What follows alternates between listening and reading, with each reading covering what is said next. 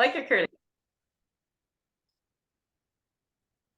Hello and welcome. This is Alberta to Arizona, where we take a look at the difference between buying, selling, and investing in real estate in Canada and the United States.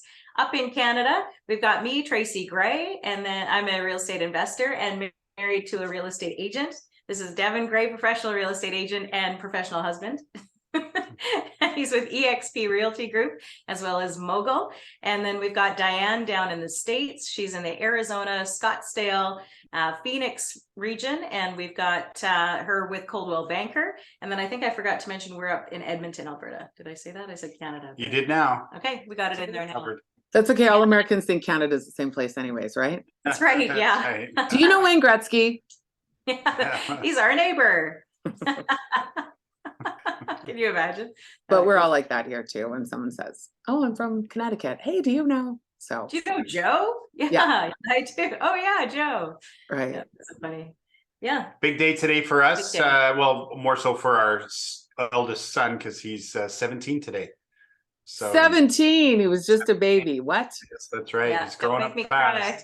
Don't make me cry. Yeah. He's the quiet one, but he's pretty excited to be 17, and he's definitely starting to show his desire for a little bit more freedom, which is not something that he's shown in the past. But and the way that he actually wants to celebrate his birthday is actually next Thursday by grabbing 3 buddies and going to West Edmonton Mall to hang out. Just hang out.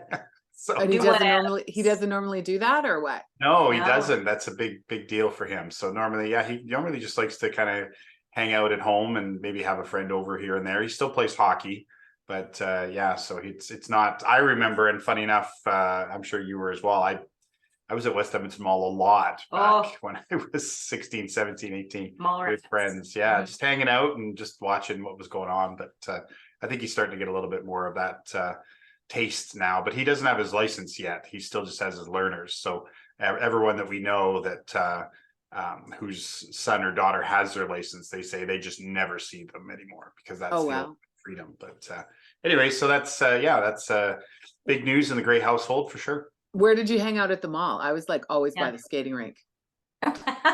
That was kind of the meeting area for everybody, wasn't it? It was always the skating rink. Yeah, skating rink for sure. And also, there used to be a really massive arcade there back in the day when there was arcades. And so we used to spend a lot of time in there. I think it was called Wizards. And it was just off of, at that time, Fantasyland. Now they call it Galaxyland. But I remember spending quite a bit of time either in Fantasyland or else at the arcade. Yeah, pretty amazing. We've got that mall in Edmonton. You know, growing up, you just think everybody has that mall in their city. You just think every city has one, but it's the second largest. It was the biggest when they built it. I remember they put a water park and there's a little mini golf inside the mall, and people were shocked to hear that we actually had that. Is it true that there's still tunnels underneath that people live under there? Under West Edmonton Mall. Yeah. That should be a movie, is what that should be. You guys haven't heard that? No. That there's a lot of homeless living under? Under WEM. I know that that's a big thing in Las Vegas. That is well documented, that there's lots of mass amounts of tunnels underneath Las Vegas, and there's lots of homeless people living in there. I've never heard that in Edmonton before. Oh, okay. Well, maybe I'm getting my cities mixed up. I don't know. I'll have to check. I thought it was teens and stuff were living in the mall. Maybe that's why they're not going underground. There's LRT construction, which is light rail transit, which is our subway system, and we're still waiting. We're 2 years behind for a southeast leg to open up. The latest situation there is that there's some elevated areas, and the concrete pillars have already shown some cracks before they even opened up. So as opposed to opening up this past summer, they've now delayed it indefinitely. But they are saying that the delays are months, not years. But I was driving by West Edmonton Mall just a couple of days ago, and I see the same pillars. So they are, interestingly enough, they're going to elevate it. So, it's kind of almost like a second story train stop that's going to be just outside of West Edmonton Mall. So maybe that's why they're not going underground, because they're worried about disrupting the tunnels. I don't know. Yeah, disrupting. Yeah, who knows? How's the weather? I watched that movie. The weather has been it's Well, it's beautiful today. It's only about -5, but earlier this week, which is I think probably about 26 degrees Fahrenheit, but we hit 28 degrees, -28 Monday, Tuesday. So that probably was around, I don't know. That's in Fahrenheit. In Fahrenheit, no, that's Celsius, but in Fahrenheit, probably around -30, I guess, would be Fahrenheit. Because I know they meet together at -40, -40 Celsius and -40 Fahrenheit are the same. We were at -28. Yeah, Celsius. it was right around there because the airport was clocking in at Yeah, -45 with the wind chill. Yeah, but we've had two pretty nasty cold spells, one in November and then the one that just hit earlier this week. Normally we don't see that usually till January now. So it's been a long winter. Let's just say Yeah, that. for sure. So nobody feels like buying houses when the temperature's that cold, or what happens? I would say that there definitely was a bit of a lull. I've seen really cold temperatures like that in January, February, and thought, oh, certainly the last couple of years, oh, I'm not going to have anything to do. No, people want to get out; they're okay with it.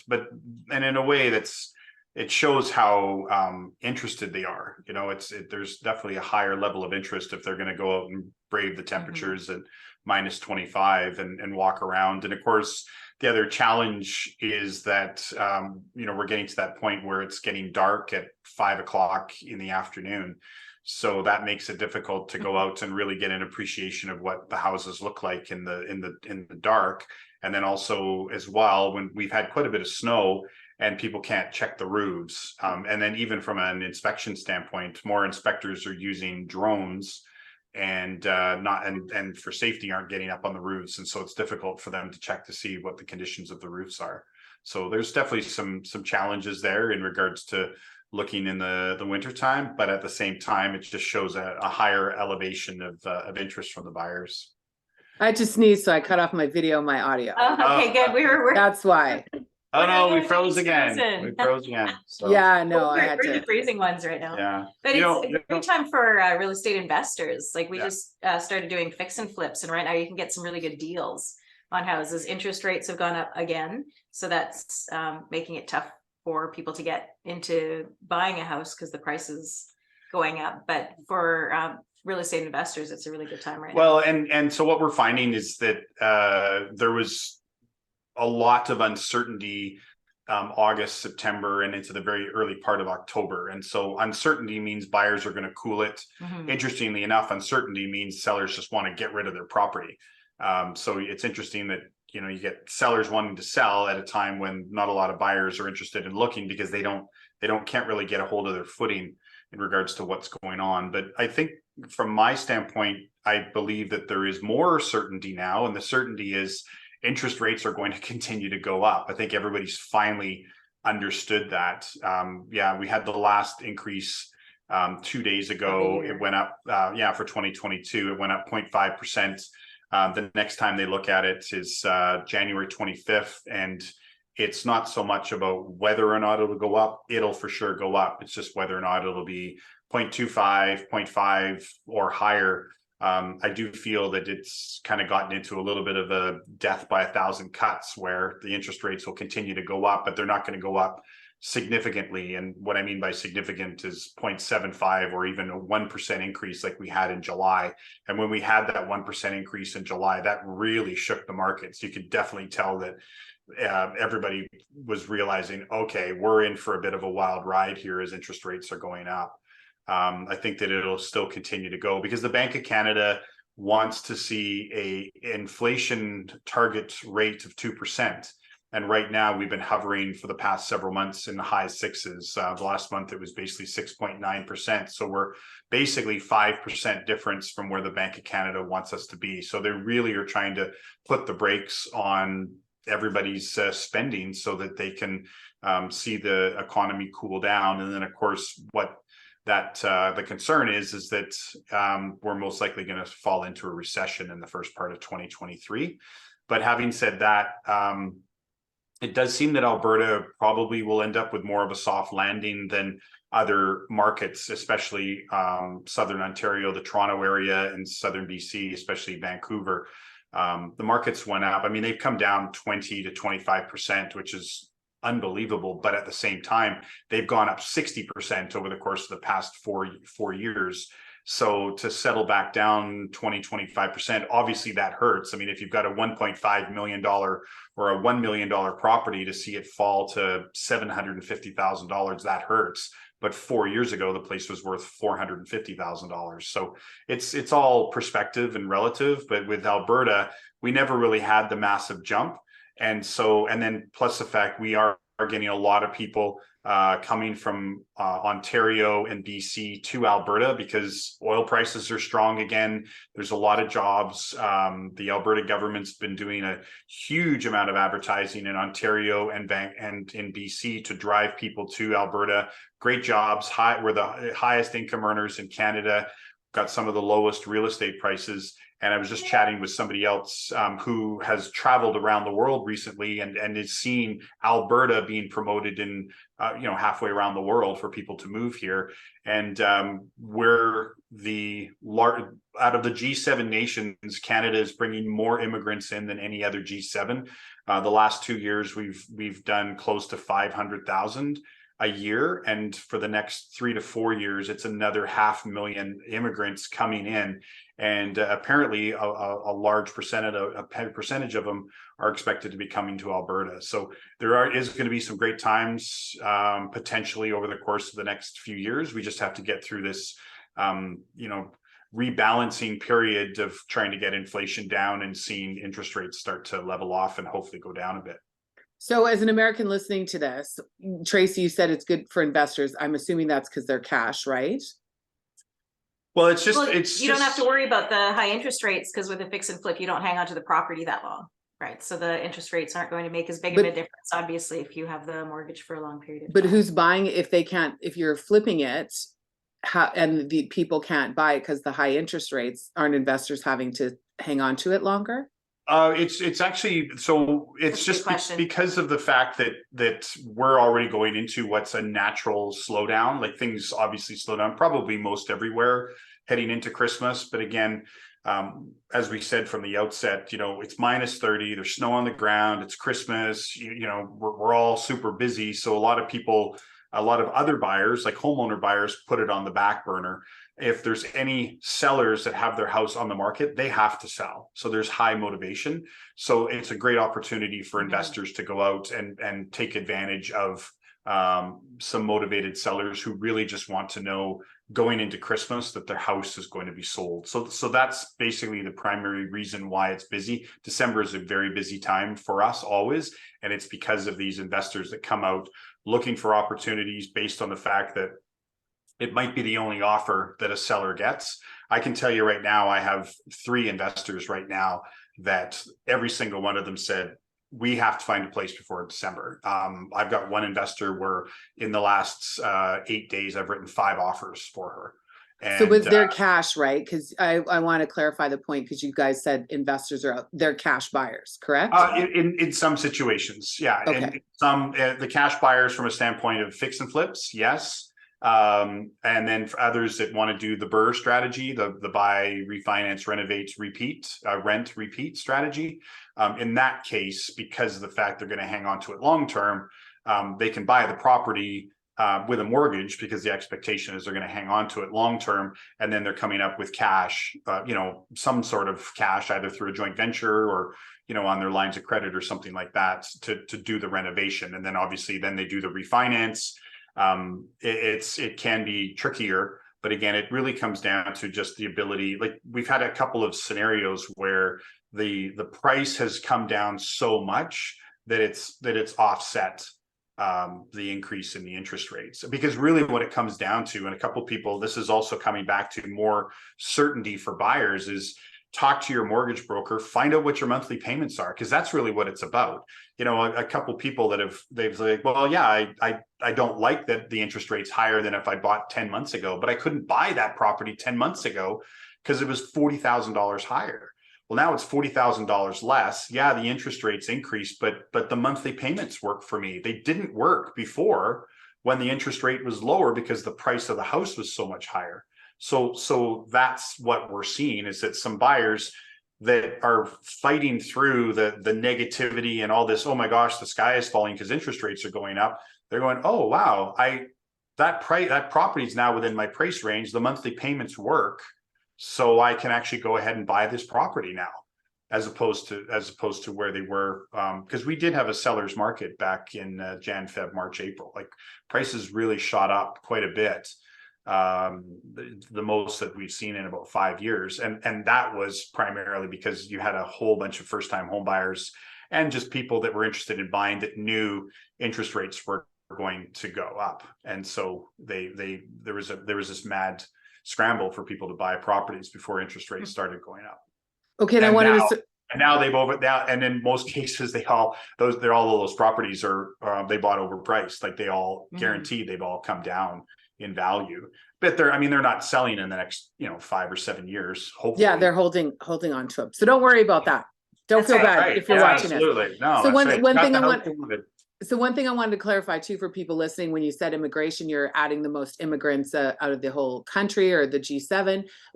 So coming from a place in Arizona where immigration is like a huge issue and illegal immigration, how does Alberta look at that as a benefit? So are these not refugees, but they're immigrants coming in, working, putting back into the community, paying taxes? Tell us, can you speak on that? Great point. 100%. These are people that they're all going through the proper channels. They're going through the federal government. They're basically applying for, resident status. I've certainly helped several this year that they just moved here. They're not Canadian citizens. They've moved here, a year ago, 18 months ago.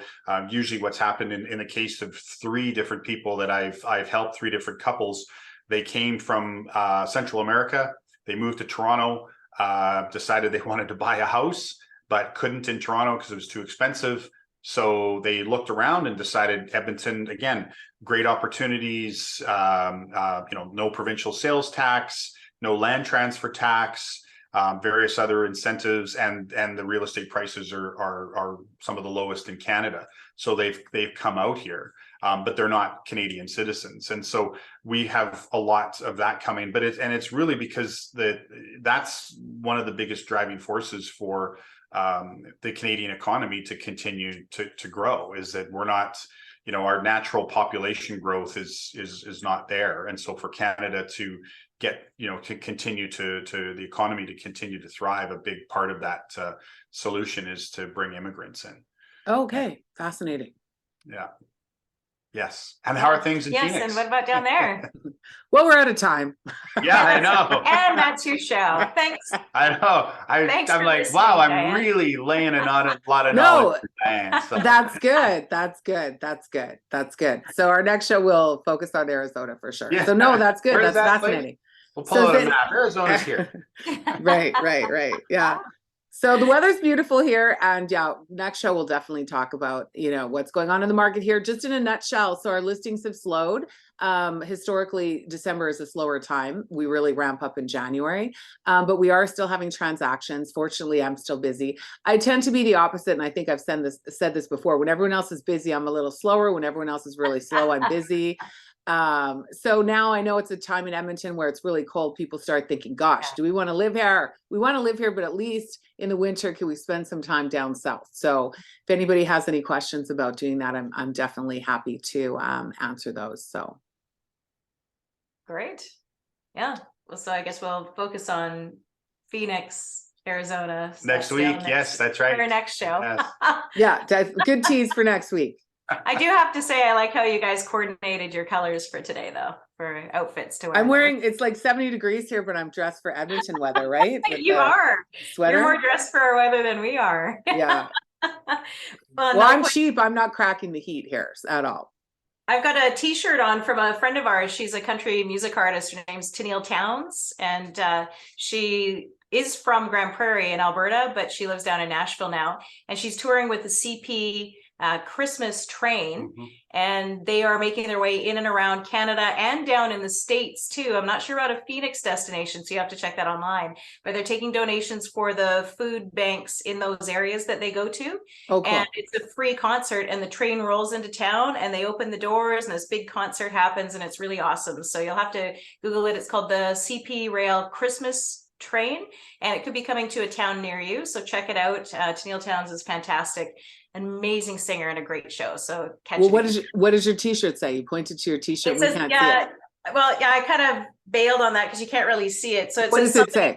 somebody's daughter, and that is a big song of Tennille. It's So one of her cool. biggest hits. yeah, big fans of Tennille, know that one, all the lyrics off by heart. So Okay, I'll have to listen give to her a it on little shout YouTube. out. Yeah, Great. cool. Yeah, thanks, Diane. Perfect. Yeah.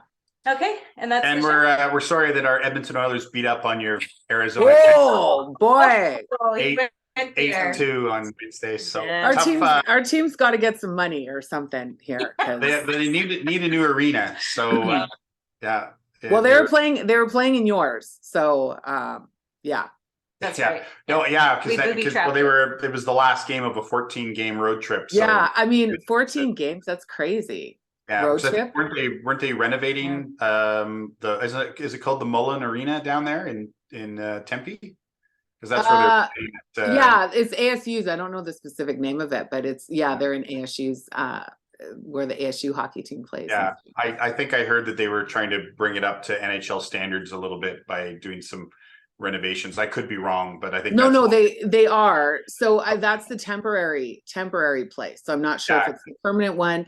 So the problem here for those that haven't been to a hockey game in Phoenix is they've always been playing in Glendale, and it's really a difficult place to get to during, before 7 o'clock when you're just at rush hour and you're like, headed into the sun, the setting sun, heading west into Glendale.